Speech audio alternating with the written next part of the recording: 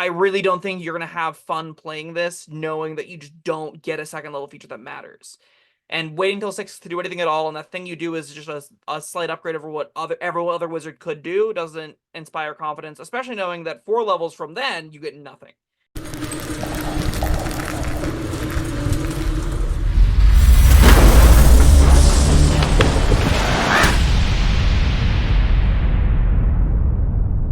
Hello, friends. Robert Bevan here, author of the Caverns Creatures series of comedy, fantasy novels, and short stories. With me is Sam West, and today we're taking another whiz. Never gets old. We are covering the Wizard School of Necromancy. No, this one specifically does get old, Bob, because of all the undead that are running around. Because they're in the ground and they're old and they're dead. They don't have to be old. They don't have to be old. They could be fresh cadavers. More likely they're not, but they could be. I think of all the options in the game, this one disappoints me the most. Really? Yeah. Not having anything to do with the undead until level 6 is bad.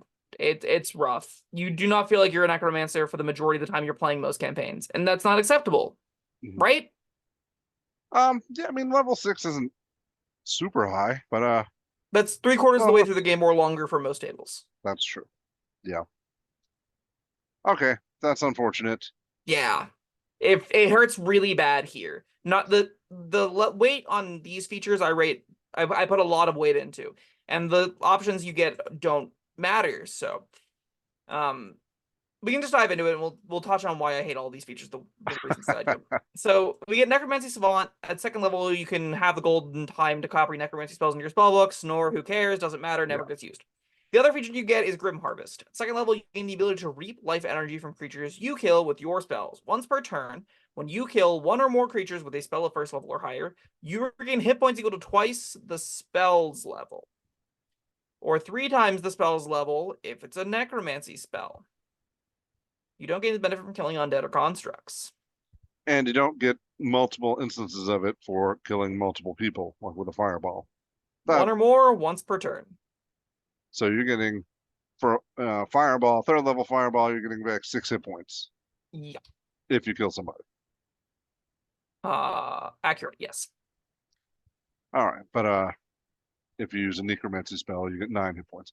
All right, that's... Such as Inflict Wounds, which is not a wizard spell. Ray of Sickness is a wizard spell. That one counts, and that spell is hot booty and does very low damage. So that's your 1st level option. Your 2nd level option is Wither and Bloom, if you're looking for necromancy spells that do damage. That's it. Your 3rd level options of necromancy spells that do damage are Vampiric Touch. The summon undead doesn't count because the spell isn't killing things. The thing summoned by the spell is killing things. Right. Same with your animated dead. Those creatures killing things don't give you Reaper. Or not Reaper, whatever this feature's called. Grim Harvest, which feels like a mistake, given that this is the Necromancer option. So yeah, I don't like that I don't get a feature at 1st level. It's booty. I mean, it's not, it's not great, but it's not nothing. I mean, you're a wizard, you don't want to be taking a lot of hits anyway. You might get something. Scoop up a little bit here and there. You don't want to be taking hits anyway because you're a wizard. So you're not actively losing hit points and wanting to regain them that much compared to other classes. Well, and that's okay, because you're not going to gain much. Well, so like as a wizard, your usual play pattern is throwing out AoE effect damage spells like Burning Hands, Ice Knives, Fireballs. Like the basic slow tier early play adventuring with wizards are area effect damage stable to area effect status. And the area effect damage is normally how you engage things, and the fighters clean them up, which means your odds of getting hit points off them not very high, especially levels 1 and 2. Like, if you're leading a fight with the Burning Hands and you're at full hit points, even if you do kill something, you're at full hit points. And given that you have 6 of them, the difference of you being at full hit points and 0 is very small. So, like, I don't see it. I think this is a non-feature almost entirely. At levels 11, I'm not getting excited about getting 6 hit points back randomly. I don't care. I want to do necromancer things. All right, we're not there yet. No, we're not. We do get there at 6th level, though. 6th level gives us undead thralls. Hypothetically, we're there. At 6th level, you add the animate spell to your spellbook if it is not already there. It doesn't give you a replacement if it already is there, so, you know. Don't be a necromancer at 5th level, be it at 6th level to get the bonus spell. When you cast Animate Dead, you can target one additional corpse or pile of bones, creating a zombie or skeleton as appropriate. That is sneakiest, most powerful text I think we've ever read. It's doubles the uses of your anime dead, which is crazy good. Yeah. Whenever you create undead using a necromancy spell, it has these additional benefits. Its hit point max increases by amount equal to your wizard level, and it adds your proficiency bonus to its weapon damage rolls, but not to its attack rolls, which is a bit of a bummer given that zombies get a fat +1, if I remember correctly. So you're still never going to one-pick zombies, but your skeletons do a lot more damage now, so that's kind of nice. Oh, +3, I'm sorry, I misspoke. +3 to hit. I think this is all right. I mean, yeah, you're not getting until 6th level, but this does definitely lend toward the necromancer feel. Yeah, I mean, this literally is just anime dead the class then at this point, right? That's kind of where you end here, is you go, okay, now I double my uses of animate dead. And by I say double them, you still need to, they still can only assert control over 4 creatures. This just reduces the quantity of time it takes to get them, which will matter a lot at some tables. And other tables won't matter at all. It's just like I go into a crypt over a long rest, and now I have the 4 skeletons that we're running around with. I don't need to do this in an expedited fashion. The only times I've ever played with this, though, the finding of bodies was relevant as part of the adventuring, and like you were looking for bodies as you were going, and keep trying to like maintain that 4, and getting a discount on that would be very, very useful. Hit point max increase is fine. An extra 6 hit points on your zombies would put them at 28 hit points instead of 22, which is like another ish hit, or maybe they survive one larger hit in the upper tiers. Skeletons fare about as well. Again, they're easy to hit and they're low HP, so like they're still going to go down to 1 big breath weapon. This isn't saving them in the upper tiers, while skeletons have 13 hit points.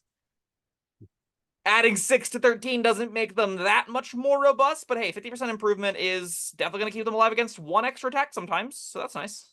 Genuine little durability improvement here. They're going to take a little bit longer to go down. And listen, anime is already ridiculously powerful. You don't want to make it that much more powerful, and I think this does it in some reasonable ways that are going to be where you want to be. It doesn't really solve its problems in the upper tiers, which is that your skeletons miss everything because they have +4 to hit. But, you know, at 6th level, you get a reasonable improvement to being a necromancer. All right, now we're talking about a necromancer subclass. Do we get anything else that helps that thought process? Well, not at 6th level, no. Nope, nor at 10th level, because you get a nerd to undeath. At 10th level, you have resistance to necrotic damage, and your hit point maximum can't be reduced.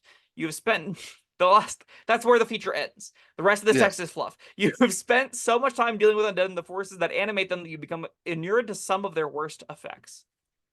No one cares about either of these effects. The majority of undead don't do necrotic damage, and the vast majority of dead don't reduce hit point maximums. Well, I mean, it's not just from undead. Sure, but even fewer non-undead deal necrotic damage, if I were to guess. Unless you count casters. Casters probably have more necrotic damage than total undead that exists that do necrotic damage. So maybe that's the case. You can agree with me that this feature's hot trash, though, right? Yes. Great. Not a feature. Bogus. So sorry for your 10th level necromancers out there. 14th level, we get our final necromancer healing feature. We get command undead. At 14th level, you can use magic to bring undead under your control, even to those created by other wizards. As an action, you can use 1 undead that you can see within 60 feet. That creature must make a charisma saving throw against your wizard spell save DC. If it succeeds, you can't use this feature on it again. If it fails, it becomes friendly to you and obeys your command until you use this feature again. Intelligent undead are hard to control this way. If the target is an int of 8 or higher, it has advantage on the saving throw. If it fails the saving throw and has an int of 12 or higher, it can repeat the saving throw at the end of every hour until it succeeds or breaks free. So, conceivably an interesting feature. Yes. I don't know. I'd really, if I was a 14th level necromancer wizard, I would want to be just trying to hit vampires all the time and failing most of the time. Every single time. Yeah. Yeah, but every once in a while, you're gonna get a an unlucky saving throw, and 2 unlucky saving throws because it's with advantage, right? So yeah, it's a charisma save, right? Yeah. What's vampire's charisma? Let's find out. Vampire is 5e. Of the suave undead, that has to be the most suave, right? Like this is definitely the one that's most likely to pass. If we look at just like other undead though that you could get with this, let me do a quick sort here. Filter monsters. What monsters should we like actually want to get? So there's like liches and Asarak, which will never ever ever ever ever happen. But you know, you could try. You could be ambitious with it. other higher meter LCR undead, there's like Draco Liches you could try to get with it. You could maybe find like ghosts or specters, a mummy lord if you're super lucky.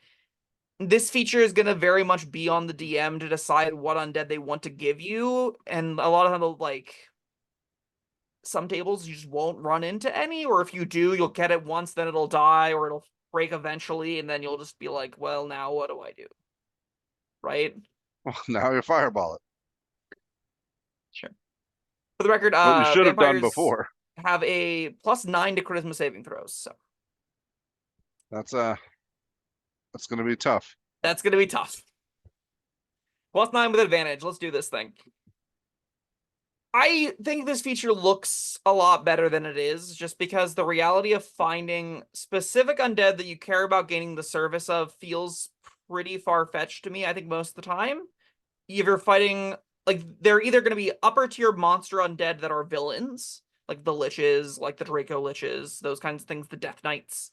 They're, like, not really meant to be minions, or they're going to be minions, in which case they're ghosts or skeletons. And there are some neat things you could do with or like a controlled ghost. There are some neat things you could do with like a ghast. They're just save DCs are kind of garbage, and you're in a tier where I don't think that one extra 40 hit points monster is necessarily gonna be given or useful. So like Are there any like upper tier undead with low charisma? probably there's 13 pages of these things that I'm just Yeah. like aggressively All right. scrolling through. Again, it's not just upper low charisma CR undead. It is upper tier low charisma CR undead that you're facing. So you Right. have to find them for this to do anything. Yes. So like the Spectral Cloud, a CR13 undead huge monster or huge creature from Big Space Presents Glory of the Giants, might have a low charisma. I don't know because I don't have it on D&D Beyond. It's over on that shelf. But the odds of you running specifically into the Spectral Cloud feels quite low to me. I certainly never have. Yeah, you might run into like that. There being 13 pages of undead definitely states you will likely face against undead this will work on. It won't be often, like every single adventure kind of often, nor will it necessarily be always working on them, and that's gonna make it fickle.